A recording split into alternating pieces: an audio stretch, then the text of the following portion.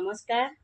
जीवन रे ना तुमे एमती सांग गोटे जरूर बनाओ जी कि तुम घरर है नथिबो कि तुम वंशर है नथिबो से दुनियार को दूर रे कोण रे गोटे स्थान रे रहथिबो आउ ता सहित तुमे मन खुशी रे निर्भय रे निसंकोच रे निज मनर कथा खोली कहि पारुथिबो आउ निज लोक तो सबु बळे निज निंदा अपवाद दे जानती किंतु से सांग केबे हेले तुमको निंदा अपवाद दे न थाए आउ से बेले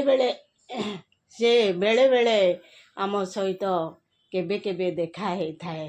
एमती जणे मोर सांग अछि ता ना होची लिली आउ से सांग मोर सबु मन कथा बुझी पारे। जय जगन्नाथ।